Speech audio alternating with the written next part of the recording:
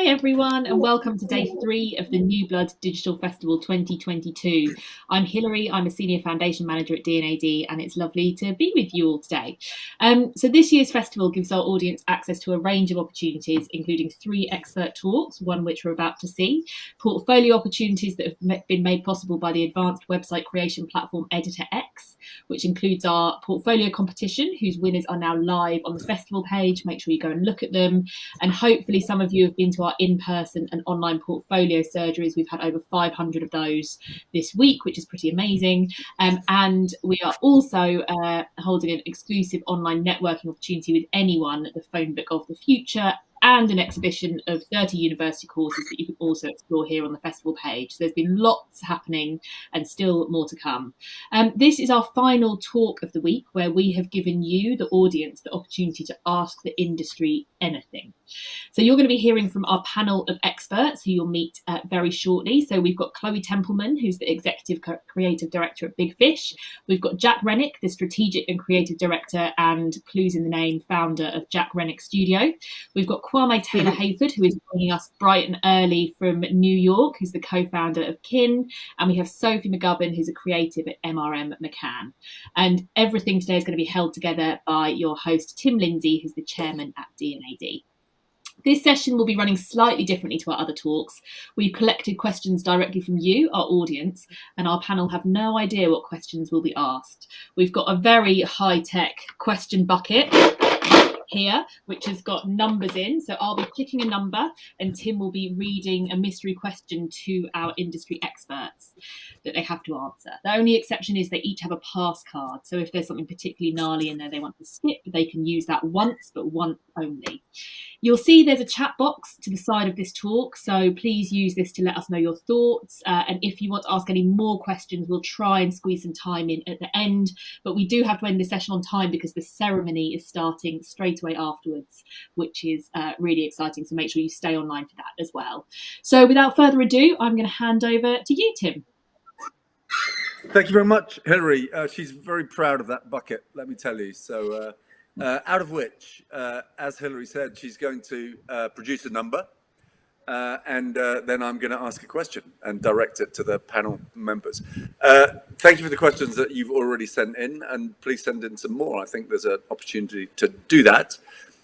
So let's get going. Hilary, from your high-tech bucket, you're producing the number. First up, we have got number 6. Number 6. Okay. So I'm going to direct this question, I think, at Chloe randomly. Chloe, the question is, how do you generate ideas whilst dealing with tough deadlines? Okay, so for me, there's that saying, isn't there? It's like measure twice, cut once. And for me, I think generating ideas on a tough deadline, I think it's about planning your time properly. So I usually start with a bit of a brainstorm. I think, the more heads together, the better. I always try and keep an eye on my deadline as well. I think it's one of those things that can slowly start to creep up. So I think if you plan your time out properly, you should be able to get your brainstorm done, then get your sort of ideas flowing, make them good, make them better, make them amazing, and then hit the deadline with some time to do final polishes. But yeah, for me, it's all about planning and making sure that you get the right people in the room at the right times. Very nice. Great. Kwame, do you have any different techniques when the chips are down and you've got a deadline to meet and ideas need to be generated? Yeah, I think for me, it's a lot just knowing yourself. I'm someone who tends to be a bit of a procrastinator, and I do my best work probably, minutes before the project or assignment is due. So I again, it's totally personal preference, but I tend to wait probably a bit later than most to get going. And I take a lot of comfort in a quote I heard a few years ago. It only really takes about 5 minutes to come up with a great idea. It just is a struggle because you don't know when that 5 minutes is going to be. So to Chloe's point, I think it's good for you to plan your time, know yourself, make sure that you're giving ample opportunity for you to explore, have a few nuggets of thought, probably discard a few of the nuggets that aren't as impactful, and only retain the stuff that you really believe in and that you think can solve the challenge in an impactful way. Very good. That's great. We're not going to ask everyone every question because there's some really good stuff to get through here. So, Hilary, magic bucket. Here we go. Next up, we have got number... Very dramatic. 15. Oh, well. 15. So this is good. This is a great question. Jack, I'm going to come to you with this one. So what's been your biggest learning from the school of life? That is a tough question, actually. I think knowing that really at the end of the day, it's down to you to make things happen. Nobody's going to do it for you, and that phone isn't going to ring unless you make it ring. And so I think it's a big learn when you realise actually the only way things are going to happen is if you dig deep and you do it yourself and get it done. And if you only ever rely on yourself, then you won't ever be let down. So make sure that you yourself are able and capable and can shoulder things that you are going to promise that you can do. So yeah, so self-reliance, very Thatcherite, if I might say so. I know that not your political persuasion. Sophie, from the school of life, what is your biggest learning? Oh, I don't know. I'm not really. I'm only halfway through. Not even. I would probably say, I just don't. There's no reason not to do something. What's the worst that could happen? If you want to take a chance, take a chance. If you want to do something, do it. I'm very much prescribed to the same ideology as Jack. If you want something, go after it. Because what's the worst that could happen? You don't get it? Who cares? Yeah, absolutely. Yeah. There was a 7-Up. No, not 7-Up. There was a campaign based on that very thought, wasn't there? What's the worst that can happen? Hilary, let's go again. Here we go. We're going to go for... I love the drama of this. Number 5. 5. Well, so this is going to be of interest to a lot of people in the New Blood audience in particular. So I'm just starting out. How can I become an art director? So, Jack, come back to you. I know you're not an art director; you're a designer. But how can a starter in our business art director?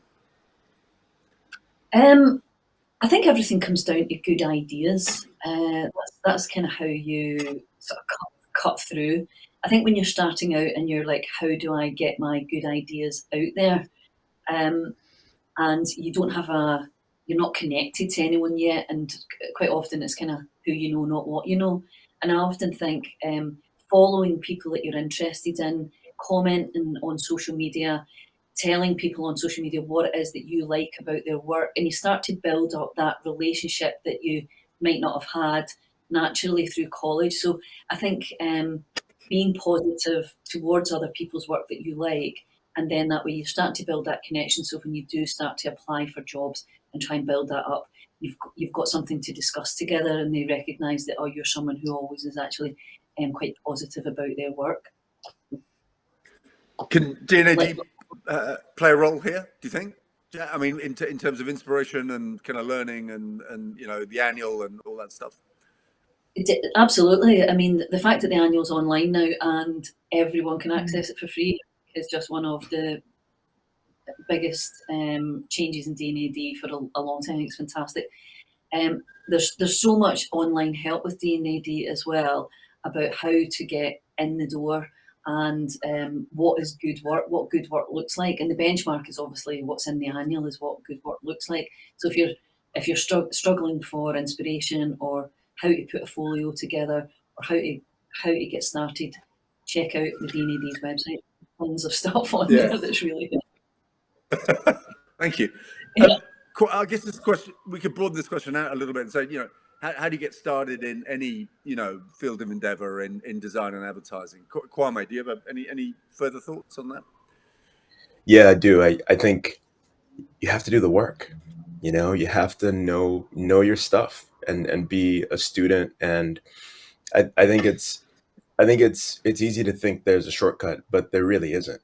I feel if you are excited about it and if you want to, make a career and want to advance, it's so critical for you to immerse yourself and be a nerd, know everything there is to know, understand the different points of reference. Tim, I think D&AD is fantastic at this, just with the trove of incredible work that's been awarded over the years. So yeah, pour yourself into that and really learn and become an expert, if you will, in your knowledge of whatever that sphere of craft that you want to lean into is.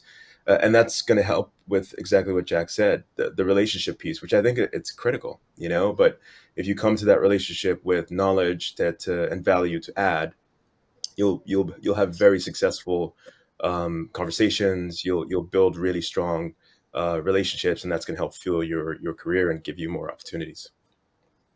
Great. I love being a nerd. I think that's kind of easy to take on board. I mean, become is a great piece of advice. Hilary. Here we go. We're going to go for question one. Number one. So I'm going to come to Chloe and Sophie for this. So Sophie's going to have a little bit of time to think about it, and Chloe first. So this is a kind of big question here. What do you find the most challenging thing in the industry? What is the thing that most challenges you? I suppose that's the question. I would say at the minute, the most challenging thing about the industry is making real change. A lot of people at the minute are talking about diversity, inclusion, and equality, but not a lot of people are doing anything about it. So I think, getting people to give up their time to mentor, to do talks, you should be encouraging your companies to think about who they're employing, how are they trying to kind of make that shift and change in the industry. So I think for me, that's one of the biggest challenges at the minute. There's a lot of talk and not a lot of sort of bigger agencies doing something about it. So I would just, appeal to anybody watching to just, giving up 15, 20 minutes of your time can really make a difference to someone. And I think it's everybody's responsibility in the industry right now to do something about it and make a difference, because this is our industry. We're going to leave it one day, and we want to leave it in a better shape, I think, than what what I came into it. That's great. And actually, I mean, slightly sadly, there are quite a lot of initiatives that don't really go anywhere. I mean, we take the view at D&AD that actually if someone's doing something well, I mean, like Ali Hanan and Creative Equals, then instead of trying to replicate it, you should get behind it, support it. Oh, totally. Give your time up. I think there's so many people and agencies doing amazing things. So actually, instead of trying to start your own thing, just collaborate with other people, or like I say, just give up some time to try and help. So I would say one of the biggest challenges in the industry right now, and I'm sure everybody here will agree with me and have their own views on it. Yeah, absolutely. Sophie, any thoughts on what do you find the most challenging thing is actually the question, but challenges to the industry generally, I think the question could be about. I mean, that's a really hard thing to follow. Chloe really nailed it on the head, and I know she works so hard on that kind of side of things. I'm so familiar with her work, so kudos to Chloe for everything she's doing. And if anybody wants to do it, collaborate with her for sure. I'll do it from kind of my point of view. I think the most challenging thing in the industry is it's creative. I think trying to keep things creative, explore what creativity is, get people on board with your vision of creativity, kind of bring clients along on a journey. I think if everyone could think about ads that they see on TV, I think there's a lot of same everywhere. If you flick through the newspaper, everything kind of looks the same.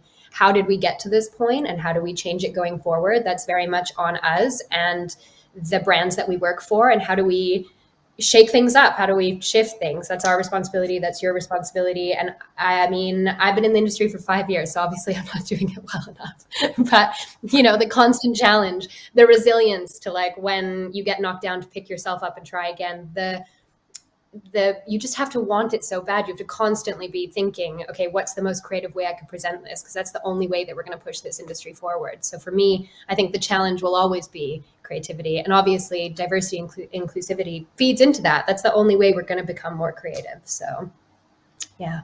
That's a great answer. Am I allowed to I think one of the big challenges, and something that sits behind a lot of these other huge challenges, is actually the lack of proper remuneration. I think the conversation with client procurement only ever goes in one direction, and it's been going on for 30 years. And I think a lot of the work-life balance issues and burnout issues are actually to do with clients simply not paying their agencies enough money. That is my soapbox. Hilary, let's go again.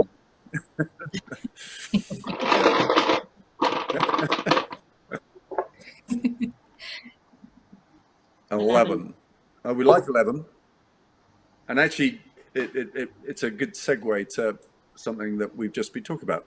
So, and I'm going to come to Kwame again, and then Jack, if that's okay. So, how do you deal with your mental health, especially during stressful projects and periods? What do you do to keep sane, Kwame? I don't know. I'm totally nuts, Tim.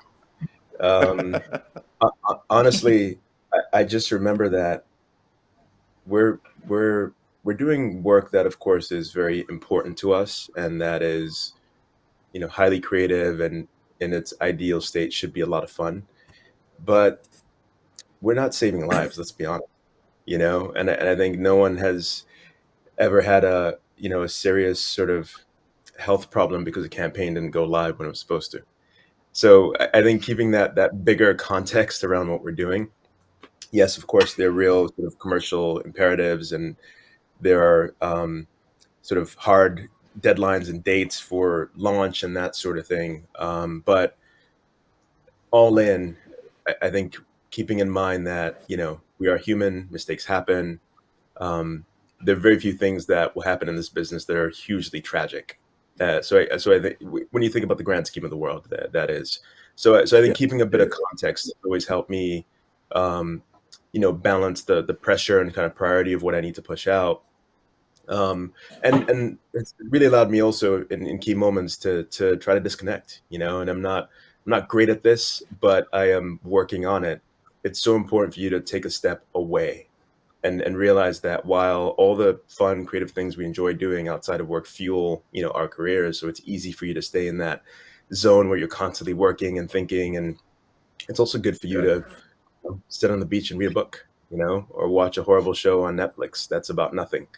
I think those moments and opportunities to completely disengage are actually ways that you can inspire yourself again, and have an original thought, and come back to the work that we do with much more energy and passion.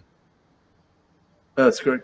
Yeah, Jack, any thoughts on that? How do you maintain an even flow and thinking sane? I mean, I'm probably one of the worst people to ask that, actually.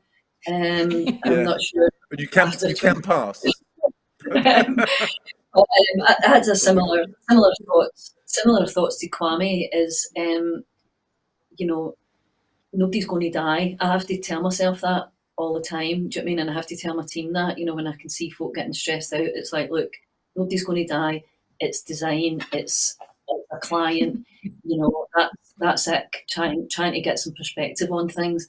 It's like I always think, just try and do your best. That's what I try and hold on to. I'm like, you can only do your best, and that's all you can ever ask of anybody and expect of yourself. If you feel like you're trying hard, then, and if it's not going anywhere, then at least you're giving it your best shot. And I think that's all you can do. The sun will come up tomorrow, and things move on, and everything just keeps turning.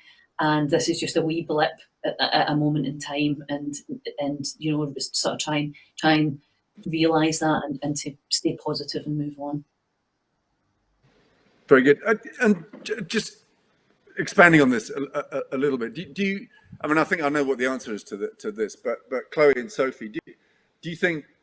I mean, things have got worse in terms of maintaining good mental health, in particular good mental health during the pandemic. Chloe, what's your experience? I don't know whether it's got worse or whether we're just talking about it more, or we live in a society now where we are actually, encouraged to be more open about mental health. I think certainly when I was a junior, we never really spoke about it, and it was just, you grit your teeth and you kind of just get on with it. Whereas I think now, I think from my experience on my team during the pandemic, we were really, really open, and we spoke about when people were having hard days or when people were feeling a bit down. I was always there for them, and it might have just been like a silly thing that people, that we did in the morning to cheer everybody up, or if it, I feel like the more that you speak about it, the more it becomes just a normal thing. And actually, what I really learned as well is that you kind of lead from the front, and actually showing my vulnerability and showing that actually I don't have it together all the time.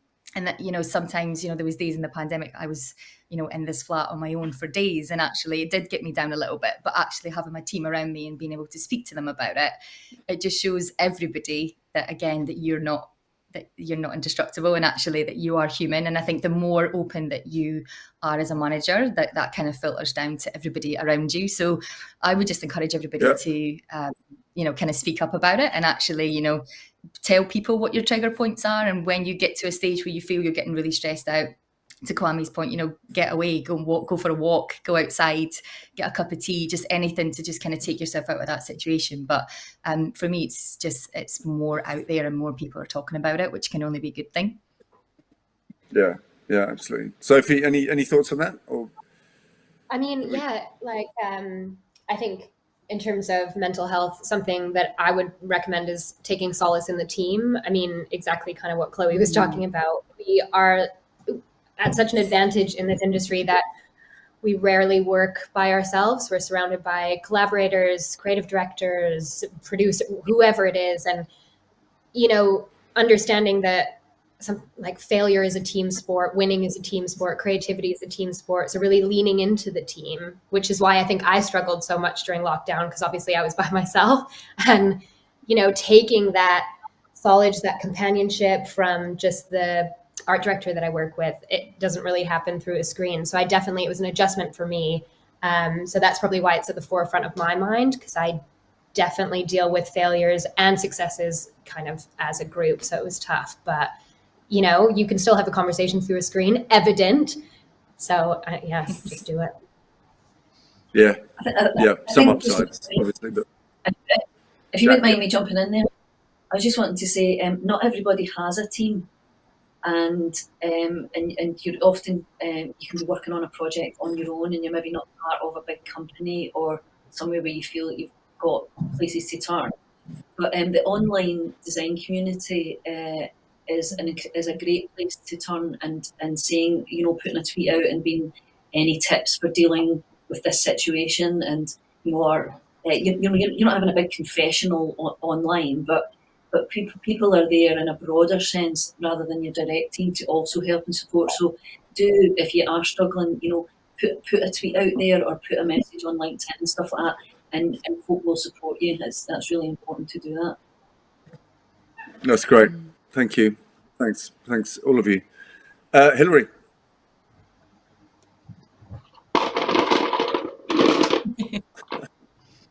We need. Oh gosh, 18. Right. This is nice. Who we gonna go to? Come back to you, Jack. Okay. What's the best compliment you've ever received about your work? Verbal, physical? It's always nice when you get like chocolates and things like that, and bottles of wine. Things like that don't happen so much anymore. I think it's always a real compliment when folk talk about the difference that you've made to their business or to their career and things like that. So I went out for a drink the other night with two guys who'd left my team over the past couple of years, and they sort of made time to take me aside and to say that they wouldn't have got where they were without my help and support and guidance and all that kind of stuff. And that was a real compliment that I took.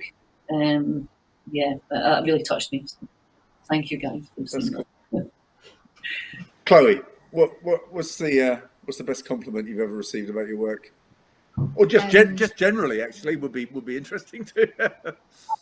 It's actually, I'm not very good at taking compliments. I always get a bit awkward. So even saying this out loud, I'm actually cringing at myself.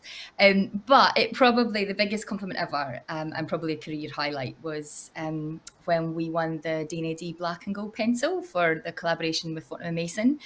I think it was the first time that category had ever been judged. And it wasn't just about a one-hit wonder, it was about a body of work over a certain amount of time. I think it had to be more than 5-6 years. And for me, I'd worked on the Fontums account for about 9 years and worked so hard and really, really loved it, loved all the projects and loved every person on the team who'd worked with it. So for me, it was more than just an award for one thing. It was almost like such a compliment from, obviously D&AD was pretty amazing, and to be there in person to pick it up. But for the whole team and every single person who'd worked on all the projects over the 9 years, it was just such an amazing, an amazing achievement. I don't think I'll ever top that. That's great. I remember it well as well, and it was also kind of uniquely amongst the D&AD categories. It was actually judged by the board of trustees. So some pretty wise people made that award to you. So yeah, I know it was pretty epic. Yeah, it was good.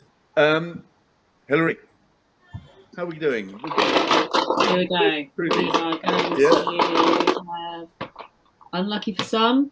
Question number 13. Okay. Oh, this is okay. Okay. So who can we come to here? Sophie, I think I'm going to ask you this. Actually, no, because it's not your field. Jack, I'm going to have to come back to you. Actually, how do you know that design is the right field for you? I don't know that you ever do. It's like, how do you know that anything's the right field? I think you just sort of get stuck into it and you kind of work it out as you're going. I think if you like solving problems, I don't think design isn't about being a great artist or, if you're great at art at school and things like that. Design's much more about being able to see understand a problem and find a way to get from A to B of that problem. And it usually takes the form of some kind of visual and verbal outcome. So I think it's for you if you get excited by the problem that somebody is trying to communicate to somebody else, and that you think you can help do that, and you think I could actually find a way to help that person communicate better. And if you enjoy doing things like that, and that might take some bit of graphic design, or it might take some writing or something, then that's where design's for you. I'm going to broaden it out and ask Sophie the question, actually.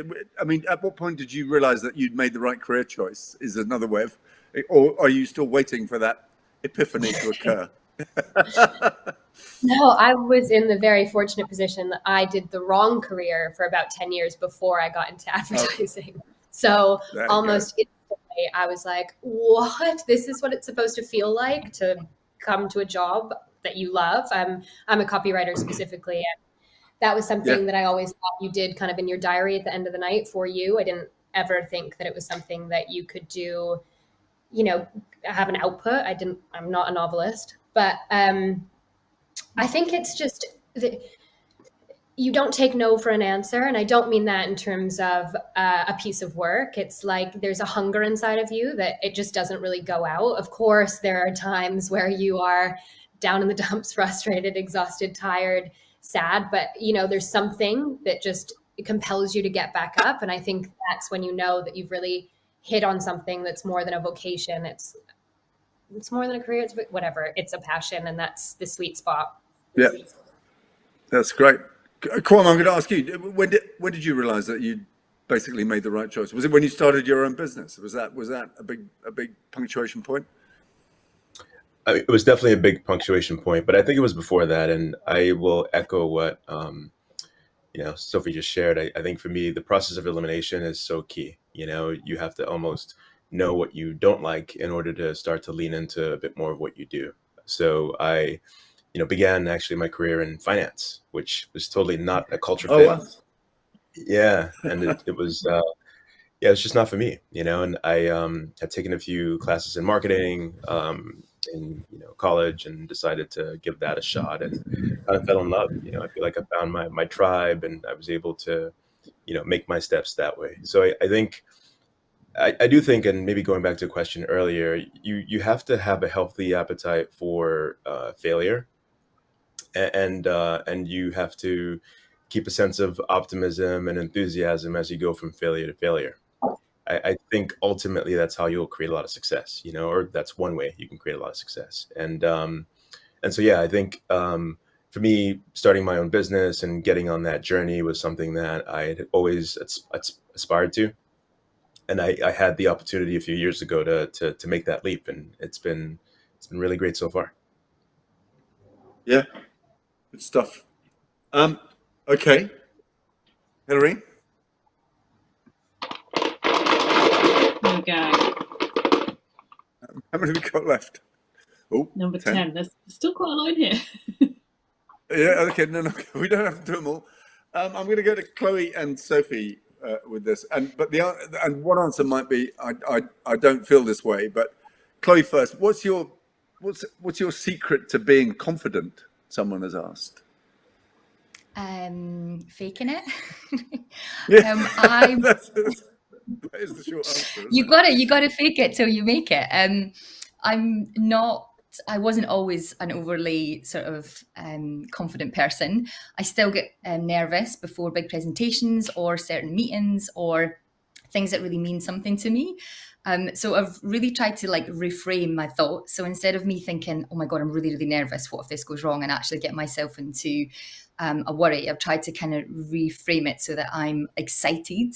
So I'm excited to share the work because we've all worked so hard and I know it's going to go down well. And actually for me, the secret to confidence has always just been just pretending that you're confident, and then that kind of comes across. But I mean, I think the biggest secret of all is that I think we're all pretty much just faking it and just, waiting to be caught out. But yeah, I feel like confidence is a thing that comes as you get through your career and you get more confident with your own skills and what you've achieved and how you kind of feel about the work that you're producing and the confidence with your client. But actually, yeah, there's no massive deep answer here. It's just pretend. Yeah, I know. Sophie. Everybody's smiling and going, yep. I mean, something that kind of works for me is kind of hiding behind your enthusiasm or your passion. I mean, when it comes to the work or, I don't know, whatever kind of environment that you're in, I hide behind how much I'm enjoying being there. I'm usually not confident. I'm not confident in this situation. I'm just hiding behind the fact that I love to talk about what we're talking about because we're talking about work, which is really uncool. Yep. But another thing is just I think listening. I mean, I'm 5 years into my career now. And in moments where I wasn't feeling confident, in moments where I was around a table where I felt like I couldn't speak up, listening to what was being said has really helped me because I feel like I've now gained a whole bunch of experience from those experts that were around the table that I didn't feel brave enough to speak in front of. I kind of took nuggets from them. And now I feel like I can hold my own at any of those tables. So I would say, yeah, fake it. And then when it all goes to a swear word, just pay attention and listen and take whatever you can from that environment. Yeah. There's a brilliant famous screenwriter called William Milman who wrote about his time in Hollywood. He actually wrote Butch Cassidy and the Sundance Kid, and one of his conclusions in the book is that nobody knows anything, which is really good to the point I think that Chloe made earlier. I think being right is a source of confidence. Being right is when you're presenting work or you just know that something is right, and it gives you the huge confidence to sort of sell it, with every fiber of your being, kind of thing. So, Kwame, sorry, what you were going to say? No, sorry, I didn't mean to cut you off, Tim. I just wanted to contribute maybe 2, now 3 things. One is, I think you're 100% right. This business is hugely subjective, and it's really just a bunch of people's opinions. So in a way, no one's really ever right or wrong. It's just a matter of, where there's, consensus and alignment. And so I think hopefully that gives people some comfort to know that you have a perspective to bring to the table. Don't be shy about sharing it. It has value and it will add to and improve what's going on. But from a confidence standpoint, I think for me, it's honesty and curiosity. It's exactly what you said, Tim. No one knows everything, and most people know very little, actually. So if we're all able to show up and just be honest and transparent, but have the humility and the curiosity to lean in and to learn and to absorb the things that we can pick up from different places and to inform ourselves, I think we'll all be in a much better place, you know? And I think hopefully that gives you confidence to just know that it's okay to not know, and it's okay to feel nervous or insecure or unsure. But be curious enough to do the work to try to, you know, improve a little bit every single day, you know, and through that, you'll build a huge sense of confidence. Yeah, it's great. Hilary, you can keep your bucket for the moment, because I'm going to ask a couple of questions that the audience have asked, actually. One of which relates to something that we've been talking about. So, Jack and Chloe, if I can come to you with this. So, the question is, any tips on how to deal with failure, please? Jack, any thoughts on that? I think quite often it's trying to separate that there's a problem with the work that has failed. It's not you that has failed, and trying to separate that from taking it as a personal attack when something isn't liked or something hasn't gone through.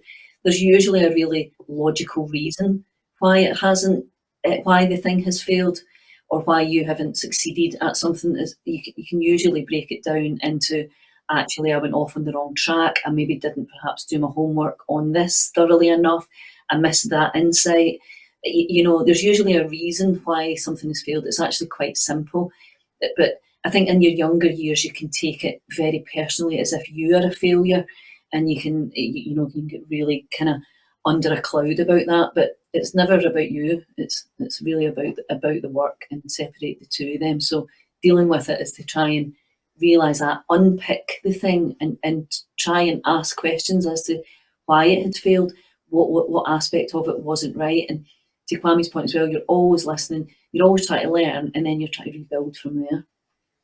Yeah, that's really great. I mean, it is a very personal business, isn't it? In many ways, you know. So pitching or presenting a new campaign or something, if it doesn't go well, we do. Chloe, have you got any thoughts on that? On how to deal with it when things don't go well? Yeah, I mean, I've got first-hand experience of failure, and I think it's something that I talk about now. It's something I talk about now as ECD of Big Fish. I think at the time when it happened, it was really hard, but I actually failed to get into university twice. But it just meant, number one, when I did get in, it made me so determined to make it. I was so driven, and I was going to prove everybody wrong that actually, I hadn't gotten in on my portfolio because I wasn't great at like sort of more fine art. But once I found graphics, and I knew what that was, and nobody had ever told me what graphic design was. Once I'd found that and went straight into uni and skipped a year to do graphics, I just flew, and I didn't waste any opportunity. And every time that I've failed since, I've always learned something.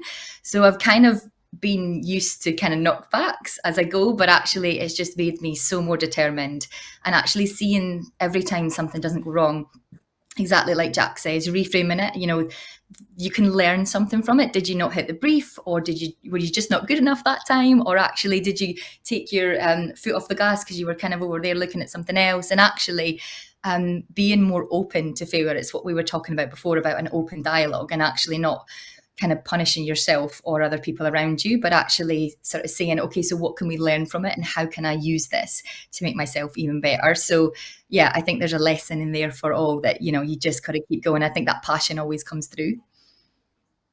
Yeah, lovely. That's great. Hilary, let's have another one of yours.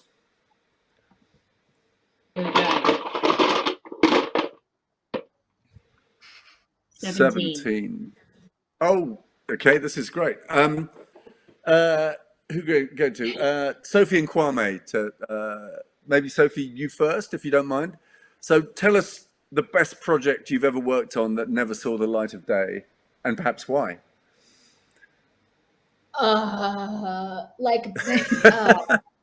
Best as in like best, or one that I most wanted to see the light of day? Because I think I'm thinking the latter, something that you really wanted to make happen and didn't for some reason. Okay.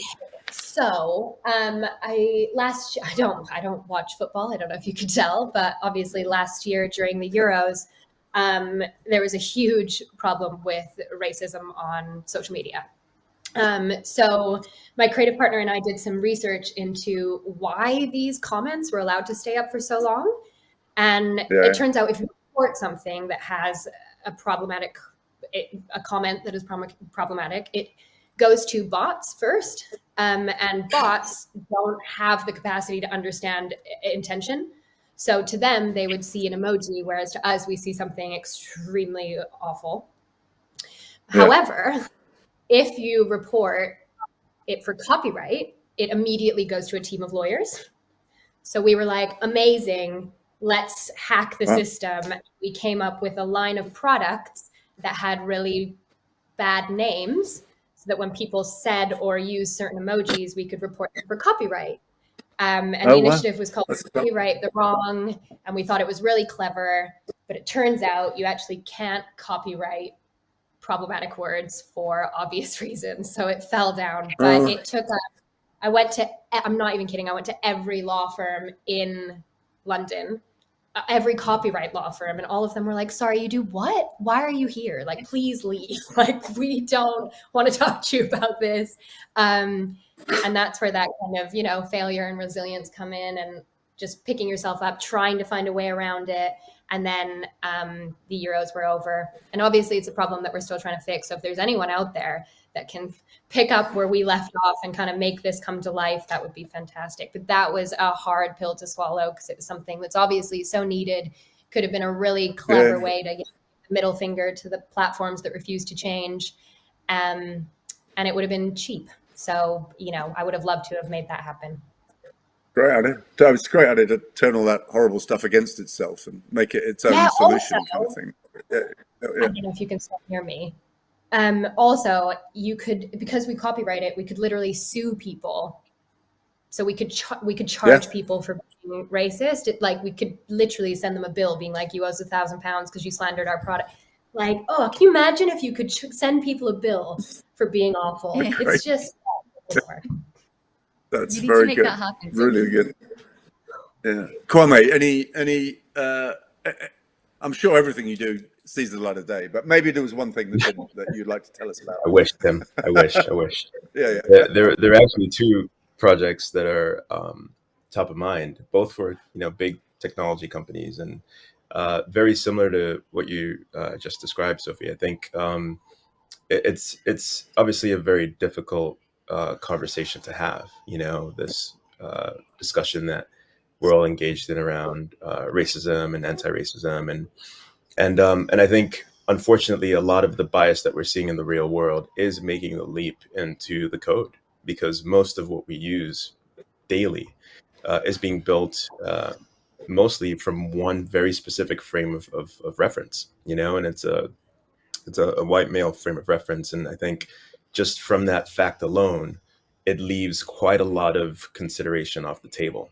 So we were working with, these companies that will not be named, and we developed some really, really powerful work for both. And these are two sort of different projects. And unfortunately, in the process of developing these projects, the work itself was extremely powerful and really cutting. And the brief was, how can we make people feel something, and we definitely achieved that through the production. But ultimately, I think the decisions were made for very valid business reasons, which was heartbreaking for me to not move forward with launching the projects. And I think, looking back on it, there was an ambition to be, brave and very forward and driving conversation on these issues. But business priorities, but also the actions that some of these companies were taking weren't really in alignment with the message that they wanted to put out. So I think as passionate as I was about pushing and getting these messages out,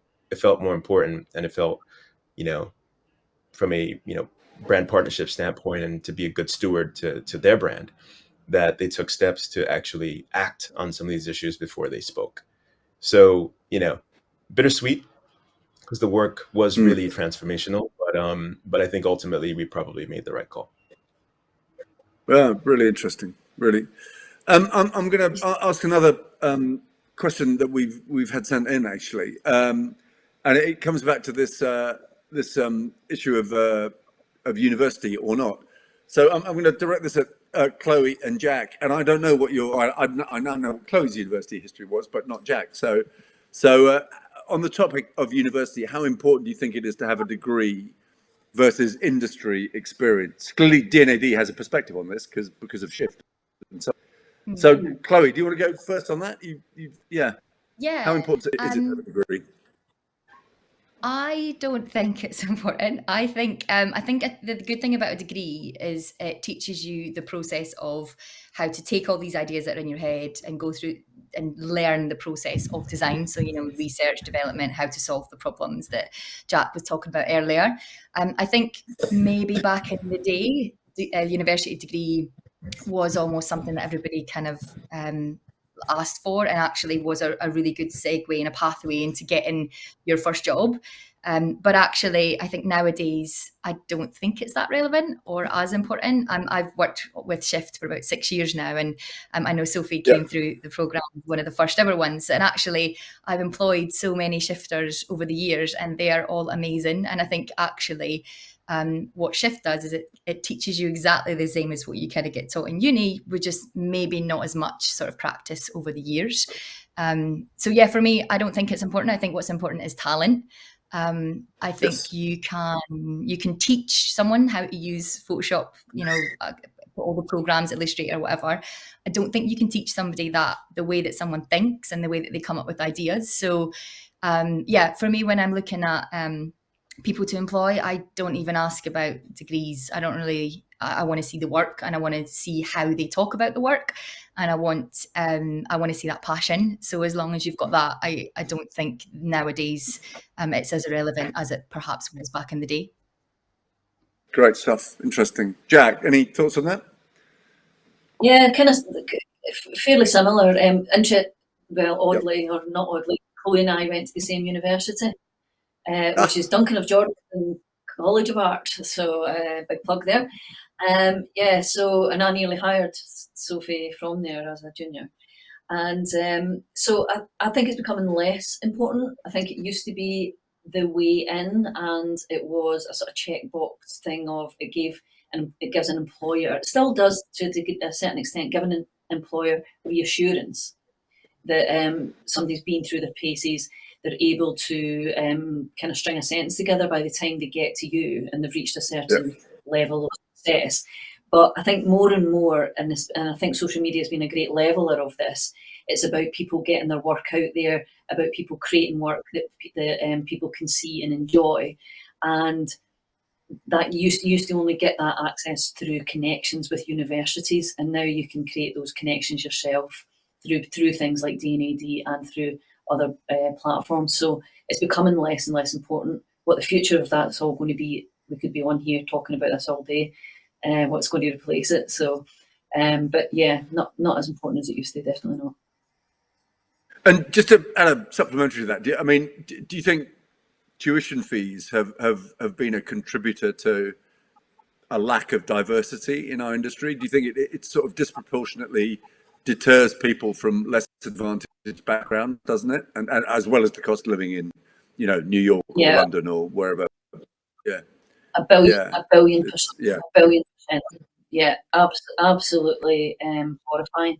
It has brought back education for the rich, and I'm really hopeful that there is other ways through things like Shift and programs like that, giving people an opportunity who don't come from those economic backgrounds, not even just to go to university, but once you've got that degree, how you go about getting those internships and placements when you can't afford rent in London and things like this. The money side of it is huge. So I think it's really encouraging that the industry itself is broadening its horizons and not necessarily starting from have you got a degree or not. That conversation has shifted. Yeah, that's great. Yeah, it's good. Hilary, we've got 6 minutes and 48 seconds left. So let's go again. You'll tell us when to stop, Hilary, will you? You'll tell us when we need to stop. I think this might be our last question. Wow. Okay. So I'm going to go to Sophie and Kwame again, because we're sort of going back and forth here. So Sophie, perhaps you first. Are you afraid that everything has already been done? Is the question.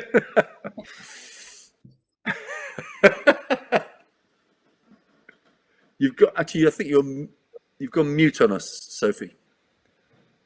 Oh, sorry. Well, that's probably good. There you go. What I was saying. No, that's good. That's good. Yeah, I am very afraid that everything has been done. If I could give you a pound for every time I've been like, I've cracked this brief, I've come up with the most genius idea, it's perfect, and then you Google it and you're like, someone's done it. But there's a great quote. I don't know who said it or what it is verbatim, but it's kind of like, everything's already been done. We're just repeating it over and over again with a different perspective or a different layer, or, applying it to a different problem. It's kind of, don't be afraid of recycling your own ideas or taking inspiration from someone else. Obviously, don't steal their ideas, but yeah, everything has been done, but that doesn't mean that you can't learn from it, take it and push it forward. Creativity has ends. It's just up to you to figure out how to move forward. It's almost every development in art or literature or music or something is actually a build on something else, isn't it? Actually, in actual fact, so 100%. So it's yeah, exactly. We sort of move forward that way. Kwame, has everything already been done, or are you finding new things to do? It's a tricky one, just because I think, unfortunately, our business doesn't really like original thinking. I think, and the reason I say that is because quite often, if you have something that's truly original, there's no basis of comparison, and there's no way to evaluate what the potential success of it could be. Yes. So I think it becomes actually quite tricky to navigate the conversations around getting that sold in and getting that delivered. So sorry, that's a bit of a tangent, but no, I don't think everything's been done. I think a lot of things have been done, but even despite that, I feel there's still a ton of opportunity, like Sophie said, to reinvent or reimagine. I mean, how many Batman movies have we had? And they find a different way to tell that story, generation after generation, and it's mostly pretty interesting how different those films are. But I get excited because I think stories are now and ideas are now coming from so many different places because of the internet. Everyone has access. And you're seeing a lot of people who previously weren't empowered or didn't have the network or didn't have the audience turn up and